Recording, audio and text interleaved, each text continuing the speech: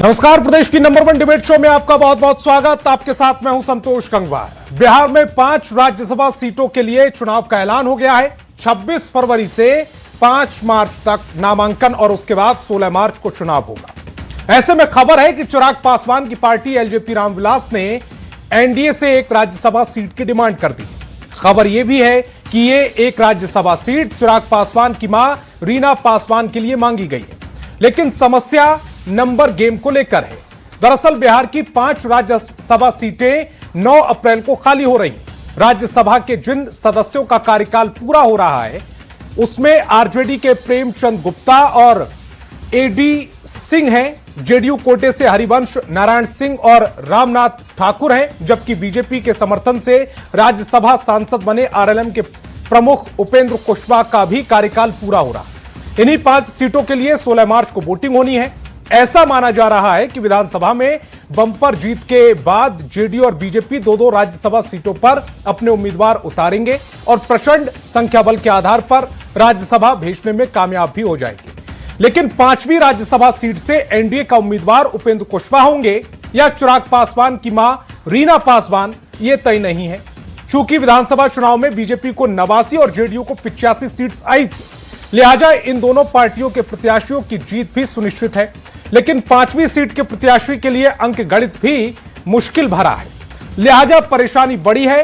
बिहार में एक राज्यसभा सीट जीतने के लिए 41 विधायकों के वोटों की जरूरत होती है और 243 विधानसभा सीट वाले बिहार में एनडीए के 202 विधायक हैं। बीजेपी और जेडीयू के कुल 4 प्रत्याशी के लिए 164 विधायक वोट करेंगे। बचे 38 विधायक यानी 5वीं सीट के लिए 3 विधायक कम पड़ रहे हैं। ऐसे में सवाल है कि क्या बीजेपी और जेडीयू चिराग पासवान की पार्टी को राज्यसभा की एक सीट देगी, और अगर हां तो क्या चिराग पासवान विपक्ष के 3 विधायकों से क्रॉस वोटिंग करा पाएंगे, और क्या एनडीए 5वीं सीट के लिए रीना पासवान पर दांव लगाएगा? अगर हां तो फिर उपेंद्र कुशवाहा का क्या होगा? क्या उपेंद्र कुशवाहा नाराजगी जताएंगे? आज की बहस इन्हीं सवालों पर। चिराग की मम्मी का राज्यसभा में रास्ता कैसे बनेगा, सबसे पहले एक रिपोर्ट दिखाते हैं। 18 फरवरी को बिहार की 5 सीट सहित देश भर की 37 सीटों पर राज्यसभा चुनाव का ऐलान हुआ और 20 फरवरी से ही दावेदारी का दौर तेज हो गया। 16 मार्च को जिन 5 सीटों पर चुनाव होना है, उन 5 सीटों में से एक सीट पर चिराग पासवान की पार्टी एलजेपी रामविलास ने भी दावा कर दिया है। ये दावेदारी महुआ विधायक और पीएचडी मंत्री संजय सिंह ने किया। एलजेपीआरवी ये सीट चिराग पासवान की मां रीना पासवान के लिए चाह रही है। हमारे पार्टी के सारे निर्णय जो है राष्ट्रीय अध्यक्ष आदरणीय चिराग पासवान जी लेते हैं, लेकिन हम लोग चाहते हैं, हमारे पार्टी के सभी नेता चाहते हैं, सारे विधायक चाहते हैं, सारे संगठन के लोग चाहते हैं कि माताजी को अवश्य भेजा जाए। एक और जहां एनडीए खेमे में एलजेपीआरवी ने 5वीं सीट पर दावेदारी ठोक दी है, तो दूसरी ओर महागठबंधन के नेताओं को उम्मीद है कि 5वीं सीट पर महागठबंधन का उम्मीदवार जीतेगा। महागठबंधन से एक माननीय सांसद राज्यसभा जाना बिल्कुल तय है। मुझे लगता है कि एमआईएम का भी जो रुख हम देख रहे हैं असेंबली के अंदर हाउस में, वो एनडीए के खिलाफ रहे। हालांकि जेडीयू के राष्ट्रीय प्रवक्ता कहते हैं कि जो परिस्थितियां बनी हैं उसमें एनडीए के पास 5 सीटें आएंगी, ऐसे संकेत मिल रहे हैं। इसलिए संख्या बल की दृष्टि से इन सीटों को जीतने का पर्याप्त आधार हमारे पास उपलब्ध है। हालांकि राज्यसभा चुनाव को लेकर अब सबकी नजरें ओवैसी की पार्टी एआईएमआईएम के विधायकों, बीएसपी के विधायक और आईआईपी के आईपी गुप्ता पर टिक गई है। बिहार विधानसभा में जो सीटों का गणित है उसके मुताबिक एनडीए को 5वीं सीट के लिए 3 विधायकों के अतिरिक्त वोट चाहिए, जबकि आरजेडी को अगर 5वीं सीट पर जीतना है तो अपने और कांग्रेस के विधायकों को इंटैक्ट रखते हुए ओवैसी की पार्टी के 5 विधायक आईपी गुप्ता और बीएसपी के 1 विधायक का समर्थन जरूरी हो जाएगा। न्यूज 18 के लिए पटना से विनीता मिश्रा और शैलेंद्र कुमार के साथ ब्यूरो रिपोर्ट। तो चलिए सीधे आज के सवालों पर आते हैं। सवाल है कि क्या रीना पासवान राज्यसभा जाएंगी? क्या एनडीए रीना पासवान पर दांव लगाएगा? सवाल यह भी है कि क्या चिराग पासवान ने मां के लिए सीट की मांग की है, क्योंकि कुछ रिपोर्ट्स ऐसी हैं जिसमें यह दावा किया जा रहा है कि चिराग पासवान ने ऐसी कोई डिमांड नहीं की। क्या एनडीए 5वीं सीट चिराग पासवान को देगा? सवाल यह भी पूछेंगे कि एआईएमआईएम या क्रॉस वोटिंग से रास्ता चिराग पासवान के पक्ष में बनेगा या एनडीए के जो पांचवा उम्मीदवार होगा उसके पक्ष में बनेगा। और सवाल यह भी पूछा जाएगा कि उपेंद्र कुशवाहा वर्सेस रीना पासवान किसको मिलेगा टिकट। तो चलिए मेहमानों से आपका परिचय कराते हैं। सत्ता पक्ष से बीजेपी से नीरज कुमार और एलजेपी रामविलास से राजेश भट्ट जी जुड़ रहे हैं, तो वहीं विपक्ष से आरजेडी से सतीश दास और कांग्रेस से शिशिर कौंडिन्य जी जुड़ रहे हैं। इसके अलावा वरिष्ठ पत्रकार रमाकांत चंदन जी भी इस डिबेट का हिस्सा हैं। सभी मेहमानों का बहुत बहुत स्वागत। मेरा पहला सवाल राजेश जी आपसे, क्या आपकी तरफ से एक राज्यसभा सीट की डिमांड की गई है?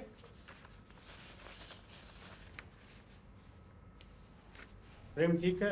देखिए, राज्यसभा की सीट का डिमांड करने से कोई डिमांड नहीं पूरा हो जाता। यहाँ पार्टियां कई हैं, पक्ष है विपक्ष है। यह एनडीए के शीर्ष नेतृत्व की बैठक में सब कुछ तय होगा और यह इस बात के लिए हमारे पार्टी के राष्ट्रीय अध्यक्ष आदरणीय श्री चिराग पासवान जी जो निर्णय लेंगे वो सर्वमान्य होगा। और यह शीर्ष नेताओं का जो है अपना निर्णय होता है, शीर्ष नेतृत्व यह सब कुछ तय करेगा। निश्चित तौर पर सबकी महत्वाकांक्षा है और हम लोगों की चाहत है कि पार्टी के राष्ट्रीय अध्यक्ष आदरणीय श्री चिराग पासवान जी की माता जी अगर हम सबों की प्रार्थना को स्वीकार कर लेती हैं तो यह सब हम लोगों के लिए बहुत खुशी का दिन होगा वो दिन। तो यह कोई भी कार्यकर्ता चाहता है कि हमारे पार्टी के जो भी शीर्ष नेतृत्व पर बैठे हुए नेत्री हैं, हम नेता हैं, निश्चित तौर पर उनको ऐसे अवसर मिलने चाहिए। और पहले भी हम लोग राज्यसभा में गए हैं। देखिए, डिमांड करने से कोई डिमांड नहीं पूरा होता है।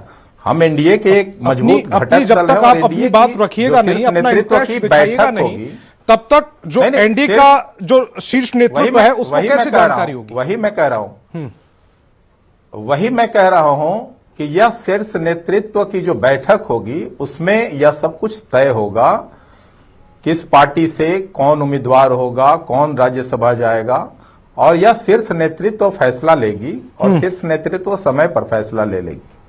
ठीक जी। नीरज जी जुड़ रहे हैं हमारे साथ बीजेपी से। नीरज जी, 2 सीटें, खबर ये आ रही है कि 2 सीटों पर बीजेपी अपने उम्मीदवार उतारने की तैयारी में है और जीत भी जाएंगे क्योंकि आपका संख्या बल अच्छा है।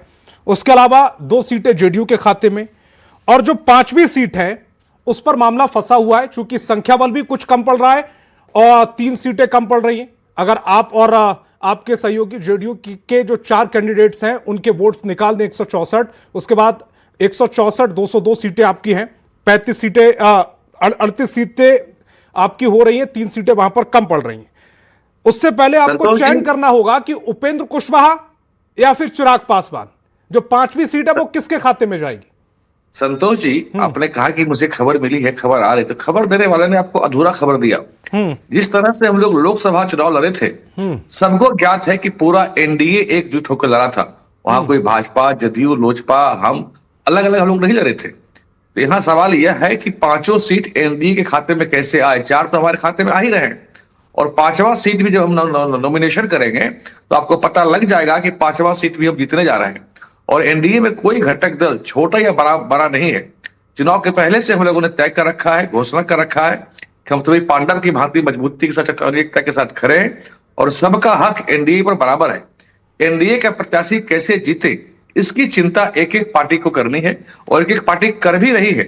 और इस तरह की बातें मीडिया में तय नहीं होती, कौन राज्यसभा जाएगा, कौन पार्टी जाएगा। आज तक का इतिहास देख लीजिए ना, कभी मीडिया में तय नहीं हुआ। ये हमारे शीर्ष नेतृत्व बैठेंगे, हमारे पार्लियामेंट्री बोर्ड के लोग बैठेंगे, सभी घटक दलों के अध्यक्ष बैठेंगे। उपेंद्र कुशवाहा ऐतराज नहीं जताएंगे अगर चिराग पासवान के पक्ष में आपका डिसीजन चला जाता है तो? ये उदाहरण हमने पहले भी पेश किया है साहब। लोकसभा चुनाव के टाइम में भी विपक्षी लोग मुंह बाए खड़े थे कि कहीं कुछ विवाद होगा, ये होगा। तो कितने उपेंद्र कुशवाहा का वो स्टेटमेंट याद है विधानसभा चुनाव के दौरान का ही, जब वो ये कह रहे थे कि उनको उम्मीदों के मुताबिक कम सीटें मिली और तब उन्होंने कहा था कि तब ये जो समीकरण उस समय जो खबरें आ रही थी उसमें ये साधने की कोशिश की गई थी कि फिलहाल जो सीटें दी गई हैं उपेंद्र कुशवाहा को प्लस एक राज्यसभा का, उनको भरोसा दिया गया कि एक राज्यसभा की सीट आपको मिलेगी। एनडीए का हृदय बहुत बड़ा है, बड़ा उदार दिल से हम लोग सभी घटक दलों का ख्याल रखते हैं। पहले भी हमने रखा है। चिराग पासवान जी एक दफा अकेले चुनाव लड़े थे, 1 सीट आया था। एनडीए के साथ लड़े तो उनकी जो 5 या 6% वोट है उसमें बीजेपी को ताकत दिया, जदयू को भी ताकत दिया, हमको भी ताकत दिया सब।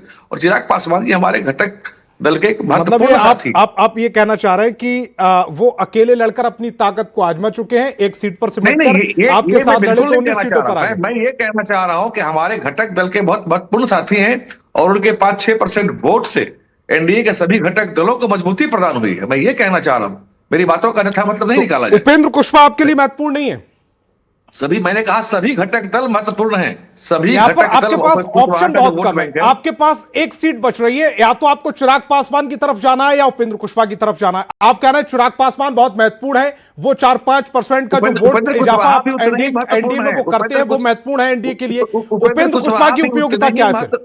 साहब, उपेंद्र कुशवाहा भी उतने ही महत्वपूर्ण है। एनडीए के सभी घटक दल बराबर हैं, पांचों भाई के भांति ये सब बराबर के साझेदार हैं, बराबर के हिस्सेदार हैं, और बड़ा उदारतापूर्ण तरीके से, बड़े अच्छे सामंजस्य के साथ आपको ये देखने को मिलेगा समय आने पर। यह बातें टीवी डिबेट में नहीं तय हो सकती हैं, ये महत्वपूर्ण है, वो सभी महत्वपूर्ण है। अगर टीवी डिबेट्स में इस तरह की बातें तय नहीं हो सकती, तो जो खबरें आ रही हैं, और अभी अभी जैसा राजेश भाई ने कहा भी कि अगर चिराग पासवान जी की मां जो है रीना पासवान जी, वो उनके आग्रह को स्वीकार कर लेती हैं, तो जो खबरें आ रही है उस पर मोहर भी तो लग रही है साथ ही साथ। साहब, इच्छा रखने में क्या गुरेज है? कोई कुछ भी इच्छा रख सकता है। मैं भी इच्छा रख लूं कि मैं अमेरिका का राष्ट्रपति बन जाऊं, तो क्या दिक्कत उसमें है? इच्छा रखने से कोई दिक्कत नहीं है। लोग राजनीति करते हैं, उनकी महत्वाकांक्षाएं होती है, बड़ी स्वाभाविक सी बात है। लेकिन हम बात करते हैं एनडीए की मजबूती के लिए, एनडीए की भलाई के लिए, देश की भलाई के लिए लोग काम करते हैं, राज्य की भलाई के लिए लोग काम करते हैं। व्यक्तिगत स्वार्थ के लिए एनडीए के घटक दल आपस में इतनी छोटी छोटी बातों पर ये हाई तवा नहीं बचाते हैं। ये सतीश जी की तरफ जा रहा हूं, सतीश जी की तरफ जा रहा हूं। सतीश जी, एनडीए की ओर से तो ये कम से कम टीवी डिबेट्स में तो ये कहा जा रहा है कि एनडीए एकजुटता के साथ चुनाव लड़ेगा, 5वीं सीट की जो समस्या है वो सॉल्व कर ली जाएगी। आपके पास तो इकलौता ऑप्शन है, चूंकि विपक्ष के पास सीटें ही कुल 35 हैं, आपको कम से कम 41 विधायकों का समर्थन चाहिए, 41 विधायकों का वोट चाहिए। रणनीति क्या है? रणनीति स्पष्ट है संतोष जी की जो महागठबंधन है, इंडिया अलायंस है, वो अपना उम्मीदवार पूरी मजबूती के साथ में खड़ा करेगी और विपक्षी एकता को बनाते हुए हर हाल में हम लोग जीतने का काम करेंगे। सवाल एनडीए के अंदर है, 35 विधायकों से कैसे जीतेगा? इधर उधर बात हुई है, चिराग पासवान से कोई बात करने की कोशिश की हो, उन्हें आपने ऑफर दिया हो या उन्होंने आपको ऑफर दिया हो, उपेंद्र कुशवाहा से कोई बातचीत हुई है आपकी, जीतन राम मांझी से कोई बातचीत करने की कोशिश की है? 35 के जो अंक गणित है उसको 41 तक तो लेकर जाइए ना। स्पष्ट रूप से संतोष जी, विपक्ष में 41 लोग हैं जो एनडीए के खिलाफ में चुनाव लड़के आए, जो इस भारी कुव्यवस्था के खिलाफ लड़ करके चुनाव। थोड़ा सा अपने दर्शकों को मैं बता दूं, चूंकि 41 का आंकड़ा जो दे रहे हैं सतीश जी, इसमें उन्होंने एआईएमआईएम के 5 और एक बीएसपी का भी जो विधायक है जो जीत कर आए हैं उनको जोड़ लिया। लेकिन सवाल यहां पर यह उठता है, एआईएमआईएम लगातार विधानसभा चुनाव के दौरान आपके दर पर आते रहे और आप उनको भगाते रहे।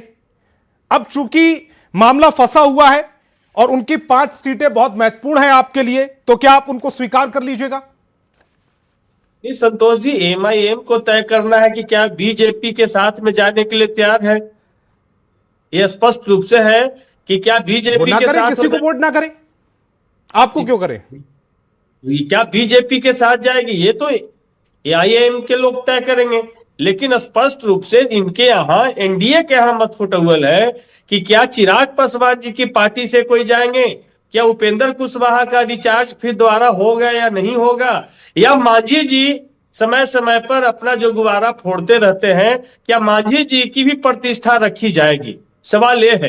तो इनके यहाँ 5 घटक दल है और 5 में मत फुटबल हो रहा है, और इसमें जदयू के कितने लोग जाएंगे, बीजेपी के कौन जाएंगे, क्या उपेंद्र कुशवाहा की पार्टी से जाएंगे, उपेंद्र कुशवाहा जाएंगे कि नहीं जाएंगे, कि 19 सीट रहने के बाद एलजेपी को फिर से ठेंगा दिखाया जाएगा। तो ये स्पष्ट रूप से उनके यहाँ मत फुटबल है और पूरा का पूरा विपक्ष इंटैक्ट है, एकजुट होकर के, और जो बीजेपी के खिलाफ में, एनडीए के खिलाफ में जो चुनाव लड़के आए हैं, वो एकताबद्ध होकर के अपनी 5वीं सीट रिजर्व करने का काम करेंगे। ठीक, शिशिर कौंडल जी की तरफ जा रहा हूं। शिशिर कौंडल जी, एआईएमआईएम से किसी से आपकी बात हुई है, कांग्रेस की या आरजेडी की या महागठबंधन में किसी की ऐसी कोई बात हुई है?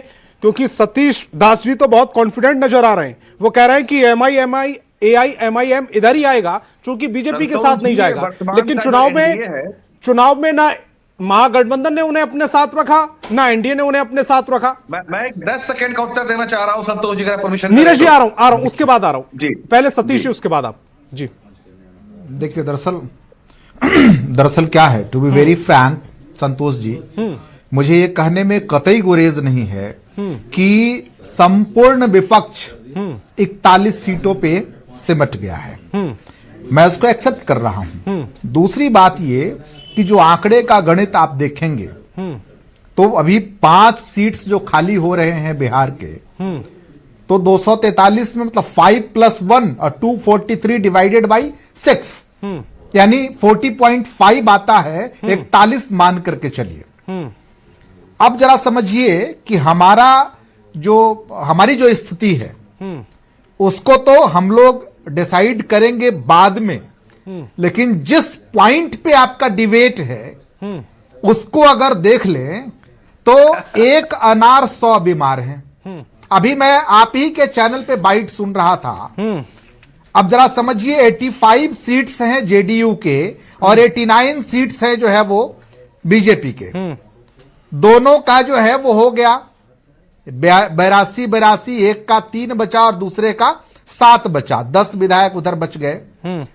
अब 19 एलजेपीआर के प्रदेश अध्यक्ष आप ही के चैनल पे बाइट दे रहे थे कि रीना पासवान जी जो है वो जरा, अरे भाई सुन लीजिए, अरे भाई सुनिए ना नीरज जी, क्या है, मैं आपके बीच में बोल रहा था, बात समझ में आ रही है, लॉजिकल बात इस प्रकार से इंटरप्ट करेंगे तो मैं बिल्कुल इसको नहीं बिल्कुल इंटरप्ट मत कीजिए। मैंने किसी के बीच में नहीं बोला। नीरज जी डेकोरम है, आपको भी नहीं इंटरप्ट करना चाहिए। बेसिकली अब बात आती है 19 हैं एलजेपीआर के। ये हम पार्टी के जो संरक्षक हैं, राष्ट्रीय अध्यक्ष पहले थे, संस्थापक हैं मान्यवर जीतन राम मांझी जी। गया में जो उनका बयान आया, उस बयान से स्पष्ट है कि वो डिमांड कर रहे हैं राज्यसभा सीट। और अभी मैं सुन रहा था जो आरएलएम के अध्यक्ष हैं उनको भी, वो तो कॉन्फिडेंट है कंप्लीट कि हम जो है मतलब उपेंद्र कुशवाहा जी का टेन्योर पूरा हो रहा है और उपेंद्र कुशवाहा जी जो है वो राज्यसभा जा रहे हैं। अब एलजेपीआर का जो बयान है कि नहीं, वो माता जी मतलब रीना पासवान जी जो है उनको राज्यसभा में भेजा जाएगा। अब इतना मतफुटौल है तो आंकड़े का गणित जो है वो कहां काम करेगा संतोष जी, इसमें मुझे डाउट है। नहीं, और पूर्व में मैंने आपको कहा, नहीं सुन लीजिए ना, हाँ, अगर वो 7 लड़ते हैं तो उनको सिर्फ 3 विधायकों का जुगाड़ करना है। लेकिन आपकी लड़ाई तो बहुत लंबी है। अगर आप आरजेडी को समर्थन भी दे रहे हैं, चूंकि चुनाव के बाद जिस तरह की भाषा और आक्रामकता कांग्रेस की रही है आरजेडी को लेकर, उससे ऐसी उम्मीद भी कि आप उनको समर्थन दे ही देंगे, इस पर भी कांग्रेस पार्टी नहीं मैं वैचारिक स्तर पर अगर बात करें संतोष जी, तो चाहे वो एआईएमआईएम हो या कांग्रेस पार्टी हो, क्या आपको लगता है कि वैचारिक तौर पे एनडीए के किसी भी पार्टी को समर्थन दे सकती है? यह संभव है क्या इंडियन पॉलिटिक्स जो प्रेजेंट सिनेरियो है उसमें? तो कुल मिलाकर के इस बार मैं तो कह रहा हूं, मैंने तो माना कि including BSP, including IP Gupta, 41 पे पूरा विपक्ष है। तो अगर विचारों से कोई समझौता की बात सोच भी सकता है तो यह कैसे संभव है? और दूसरी बात मैं और बता दूं, अभी मैं भाजपा प्रवक्ता को सुन रहा था कि ये टेलीविजन पे तय नहीं होता है, ये फलाना नहीं होता है, ढिमकाना नहीं होता है। टेलीविजन पे बयानबाजी होती है। टेलीविजन पे आरएलएम के प्रदेश अध्यक्ष और एलजेपीआर के प्रदेश अध्यक्ष और हम के संस्थापक बयानबाजी करेंगे, वो होता है। और तय होने की बात यहां नहीं होगी। छोटी सी टिप्पणी, उसके बाद रमाकांत जी की तरफ जा रहा हूं, रमाकांत जी की तरफ जाऊंगा। जल्दी से छोटी सी टिप्पणी। देखिए कैसा है साहब कि एनडीए की साजिश है कि एनडीए के विषय में अफवाह फैलाओ। इस साजिश उन्होंने पहले भी की थी। इनकी कोई साजिश कामयाब नहीं होने वाली। नहीं, आपके स्टेटमेंट अलग अलग आ रहे हैं ना। एनडीए के सभी घटक दलों के जो स्टेटमेंट हैं चुनाव जीतने के बाद, एनडीए है वो अलग अलग सीट जीतने के लिए चुनाव लड़ता है, क्योंकि देश इसी में है कि एनडीए सरकार में रहे और एनडीए सीट जीतने के लिए चुनाव लड़ता है, सिर्फ सीट आने के लिए चाहे चुनाव। मैं रमाकांत जी की तरफ जा रहा हूं, रमाकांत जी, दो चीजें अब तक जितने भी हमने मेहमानों को सुना बड़ा स्पष्ट है, सतीश जी और शिशिर कौंडिल्य जी की, कि आपस में हमारे मतभेद हो सकते हैं, मनभेद वाली स्थिति नहीं है जो आइडियोलॉजी है उसकी वजह से। लिहाजा इधर जो 3 की जरूरत है 5वीं सीट निकालने के लिए, फिलहाल आरजेडी और कांग्रेस उसमें बड़ा स्पष्ट है कि एआईएमआईएम के साथ चले जाएंगे, इधर मामला खराब दिख रहा है।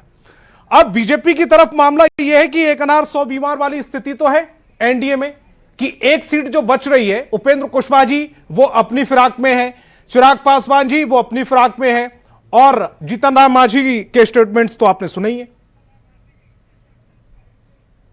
जी, तो पहले मैं आपको जवाब देता हूं महागठबंधन को लेकर के।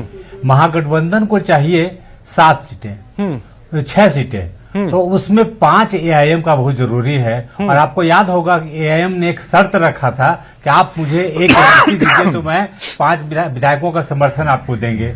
वहां वो चुप हो गए तेजस्वी यादव जी, तो मुझे जैसे ही 5 विधायक नहीं मिलेंगे तो महागठबंधन के सामने जो कह सकते हैं उम्मीद है वो थोड़ी टूट जाएगी। अब आइए एनडीए को लेकर के, तो एनडीए को लेकर अगर हम विधायकों की संख्या को ध्यान में रखकर देखें तो निश्चित रूप से जो अंदरूनी खबर मेरे पास में है वो ये कि जदयू 2 सीटों पर लड़ेगी और भाजपा को 3 सीट मिलेगा। और भाजपा एलजेपी को देती है या खुद लड़ती है, इसके अलग समीकरण होंगे। अब हम उन समीकरण पर बात करते हैं। गठबंधन धर्म की बात करें तो तीसरी सीट एलजेपी को जानी चाहिए, क्योंकि जब बची हुई सीटें हैं उसमें एलजेपी 19 विधायकों के साथ सबसे नंबर 1 पे है। सबसे कम उपेंद्र कुशवाहा जी का है, और यह सबसे कम जदयू का 3 है और भाजपा का 7 है। तो विधायकों के हिसाब से वो सीटें एलजेपी को मिलनी चाहिए। लेकिन जैसे नीरज जी ने बताया कि भाजपा का बहुत दिल बड़ा है, तो इतना भी बड़ा नहीं है कि अपने दिल में उपेंद्र कुशवाहा और कह सकते हैं कि चिराग पासवान जी की मां रीना पासवान को भी समाहित करके कोई एक कह सकते हैं कि उम्मीद कायम करें। तो मुझे लगता है जहां तक की बात है कि समझौता जरूर हुआ है विधानसभा के समय। पिछली बार ऐसा हुआ था कि उपेंद्र कुशवाहा को समर्थन दिया था बीजेपी ने, उपेंद्र कुशवाहा को समर्थन दिया था बीजेपी ने। क्या ऐसा हो सकता है कि बीजेपी खुद एक सीट पर लड़े? चूंकि आप बता रहे हैं कि 3 सीटें बीजेपी के खाते में जा सकती हैं, संख्या बल के आधार पर उनका जो आंकड़ा है वो 89 बैठता है। अगर एक पर बीजेपी लड़े, एक पर उपेंद्र कुशवाहा जो कि राज्यसभा के मेंबर हैं उनको रिपीट किया जाए, और एक चिराग पासवान के खाते में जाए, इतना बड़ा दिल दिखा सकती है बीजेपी नहीं करेगी। क्योंकि जी नहीं, ऐसी गलती बीजेपी इसलिए नहीं करेगी, उसी के राज्यसभा में अपने सांसद का जो ताकत है वो बढ़ाना है। तो 2 तो वो लड़ने ही जा रही है, तीसरा पे क्या होने जा रहा है ये थोड़ा सा डोलड्रम में है कि किसे सीट देंगी। लेकिन जहां तक मेरी जानकारी है, और मुझे याद है कि एक बार चिराग पासवान जी ने कहा था कि मेरी मां सक्रिय राजनीति में नहीं जाएगी, और जब हमारे पिता के रहते वो नहीं आ पाई तो अब हमारे परिवार का कोई राज्यसभा सदस्य नहीं जा पाएगा। ये कहना था उनका जी। तो अगर उन बातों को देखें तो मुझे लगता है कि कहीं न कहीं कोई तीसरा जो कैंडिडेट है वो निश्चित रूप से बीजेपी की तरफ से आएगा, और भाजपा के साथ साथ जदयू और लोजपा और उपेंद्र कुशवाहा और हम को आपस में लड़ते हुए देखने से बढ़िया है कि वो कोई तीसरे कैंडिडेट पर विचार करें। जहां तक मेरा सवाल है। ठीक, लगता है मेरी आवाज शायद नहीं मिल रही है। नहीं, आवाज बिल्कुल साफ आ रही है, स्पष्ट आ रही है। राजेश जी की तरफ जा रहा हूं। मैं कहना ये चाह रहा हूं कि 3 व्यक्ति को नाराज करने से बढ़िया है मांझी जी, उपेंद्र कुशवाहा और चिराग पासवान जी को बीजेपी खुद ये लड़े, और उसके जो अपने जो आंकड़े हैं उसके हिसाब से वो आगे काम करे। तो फिर तो तीनों नाराज हो जाएंगे। जानकारी है। मैं राजेश जी की तरफ जा रहा हूं। राजेश जी, चूंकि आपके संबंध प्रधानमंत्री नरेंद्र मोदी से, आपके जो नेता हैं चिराग पासवान जी, उनके संबंध प्रधानमंत्री नरेंद्र मोदी से बहुत बेहतर है, और इसीलिए खबर इस तरह की भी फैल रही है कि चूंकि इसीलिए इसी का जो बेनिफिट है वो आपको मिल सकता है, जो तीसरी सीट होगी, जो 5वीं सीट जिसे कह लें बिहार के लिए, वो आपके खाते में जा सकती है। लेकिन अगर ऐसा ना हुआ तो फिर आपका स्टेप क्या होगा?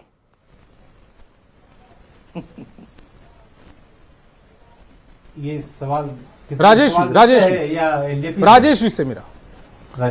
देखिए संतोष जी, मैं बड़ा स्पष्ट कह रहा हूं। अभी विपक्ष का सुन रहा था, राजद और कांग्रेस के प्रवक्ता साथी हमारे कह रहे थे कि बहुत सिर फुटौल है, ये है वो है। देखिए, मैं बहुत गंभीरता से कह रहा हूं संतोष जी, और इन लोगों को भी आपके चैनल के माध्यम से बता देना चाहता हूं कि तमाम विपक्षों को मैं कहना चाहता हूं कि एनडीए पूरी एकजुट है। जैसे लोकसभा और विधानसभा में बेहतर समन्वय के साथ हम लोग लड़े और बहुत अच्छे परिणाम लेकर हम लोग निकले हैं, निश्चित तौर पर यह राज्यसभा का मामला है और राज्यसभा की सीटों पर जब बात होगी तो शीर्ष नेतृत्व के लोग बैठेंगे और शीर्ष नेतृत्व के लोग बहुत ही शांतिपूर्ण ढंग से और बहुत सौहार्दपूर्ण वातावरण में इसका निराकरण निकालेंगे। और मतलब मैं आपको बहुत गंभीरता से कहना चाहता हूं कि सिर्फ उटव्वल जो है वो विपक्ष में होगा। राजेश भाई, अभी तो कह रहे थे हमारे भाई, अगर बीजेपी कोई डिसीजन ले लेगी पूरा कि विपक्ष 41 मान लीजिए उपेंद्र कुशवाहा को वो रिपीट कर लेते हैं, ये एक सोच के तहत मैं सवाल पूछ रहा हूं कि अगर मान लीजिए उन्होंने ये फैसला ले लिया कि उपेंद्र कुशवाहा को रिपीट करेंगे, संतोष जी अगर और मगर में विश्वास नहीं कर सकता।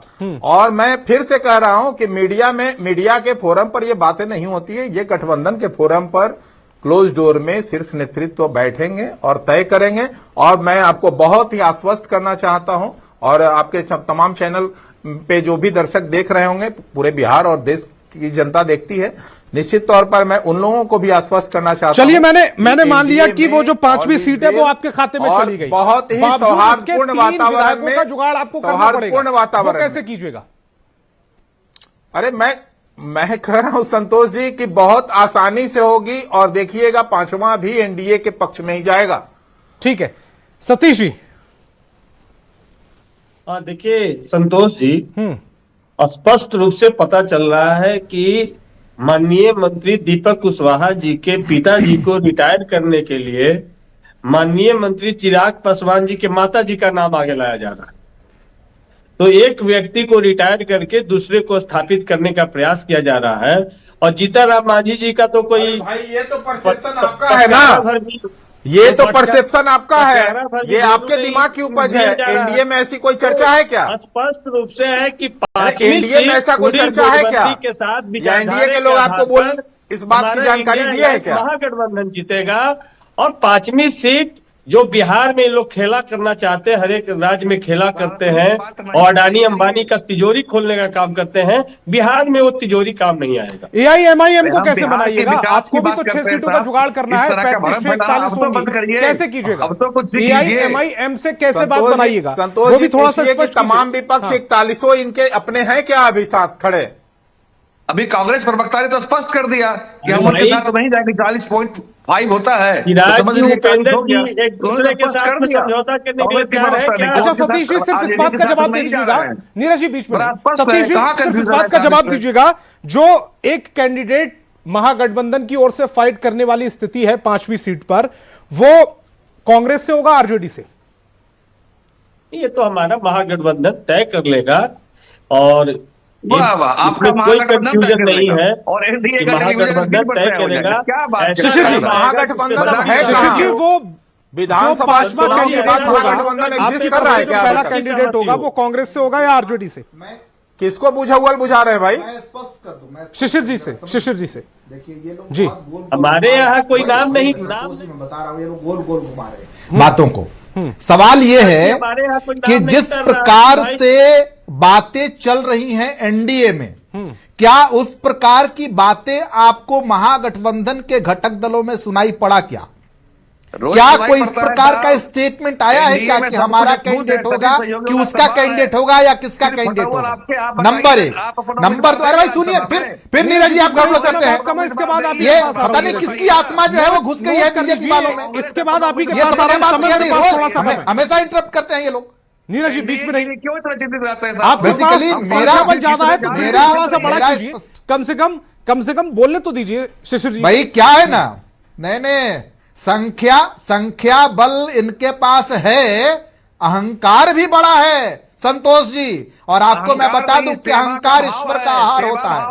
ये जो है जिस प्रकार की बात भाजपा के प्रवक्ता और एनडीए के अन्य घटक दल के लोग कर रहे हैं, उससे साफ जाहिर है कि इनको अहंकार हो गया है। और यही अहंकार चूर चूर होगा इसी राज्यसभा के चुनाव में इनका, और हम और आप देखेंगे इसको, हम और आप उसके प्रत्यक्षदर्शी होंगे।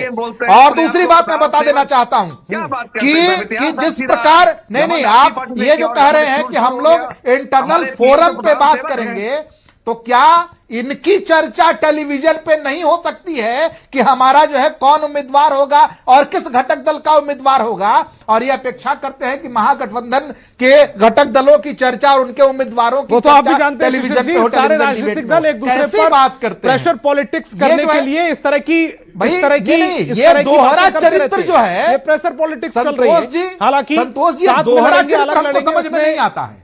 साथ में लड़ेंगे, अलग लड़ेंगे वो अलग बात है, लेकिन जो इस समय चल रही है वो प्रेशर पॉलिटिक्स है, साफ तौर पर नजर आ रही है। रमाकांत जी जल्दी से। नहीं ये सवाल मुझसे है जी जी आप ही से। जी मेरा मानना यह है कि अगर महागठबंधन की बात करें तो राजद का उम्मीदवार सबसे मुफीद होगा, लेकिन वहां सबसे बड़ी बाधा एआईएमआईएम है। अब अगर हम एनडीए की बात करें तो गठबंधन धन के अनुसार निश्चित रूप से एलजेपी को वो सीट मिलनी चाहिए, और अगर एलजेपी के उम्मीदवार में अगर मान लीजिए रीना पासवान जी उतरती हैं तो उन्हें एक फायदा जरूर होगा कि एआईएम का सपोर्ट मिल सकता है, क्योंकि रामविलास पासवान जी ने एक मुस्लिम सीएम के लिए अपना सरकार से नाता तोड़ लिया था और वो फिर चुनाव में चले गए थे, तो एक मुस्लिम के ऊपर उनका एक प्रेम जो था वो जाहिर हो सकता है। लेकिन अगर अंदर की बात करें, राजनीतिक गलियारों की बात करें, तो निश्चित रूप से हमारे प्रधानमंत्री मोदी जी के हनुमान जो हैं वो राज्यसभा सीट के लिए ठीक। नीरज जी अब अपनी बात को रखिएगा, समय बहुत कम है, 1 मिनट मेरे पास। 1 मिनट, हाँ 1 मिनट जी, ठीक। मैं कंक्लूड करूं मैं जी, अब ये कि वो 3 को नाराज नहीं करेंगे, भाजपा खुद अपना उम्मीदवार उतारेंगे। ठीक, नीरज जी अब बोलिएगा। एनडीए में भाजपा अपने सभी सहयोगियों का, सभी घटक दलों का पूरा सम्मान करती है। ये हमारा इतिहास रहा है। गठबंधन की राजनीति कैसे चलती है इसका भी दुनिया को हमने ही दिखाया है कि सफलतापूर्वक कैसे चलती। इस पे बहुत परेशान होने की, विपक्ष को बहुत इस पर व्याकुल होने की आवश्यकता नहीं है। बड़े शांतिपूर्ण तरीके से 4 सीट तो हम जीत ही रहे, 5वां सीट भी जीतने जा रहे हैं, और इसमें कहीं कोई संशय नहीं रखिएगा, क्योंकि हमारा लक्ष्य बड़ा स्पष्ट उद्देश्य है कि अब देश का विकास। तो आपके लोग हैं, विधायक है, 3 जो वोट है उनका जुगाड़ कैसे करेंगे आप? एआईएमआईएम से लेंगे, आरजेडी से लेंगे, कांग्रेस से लेंगे? मैं बड़े दावे से कहता हूं, मुझे कहीं से जुगाड़ करने की जरूरत नहीं पड़ेगी। कांग्रेस खुद उनको वोट नहीं करेगा, बाकी सहयोगी दलों की बात तो छोड़ दीजिए, उनको कांग्रेस वोट नहीं करेगी, उनका वोट नहीं करेगी। मैं दावे के साथ बोल रहा हूं, और आप चुनाव के बाद इस पर फिर डिबेट करिएगा। कांग्रेस तो आपको भी वोट नहीं करेगा ना?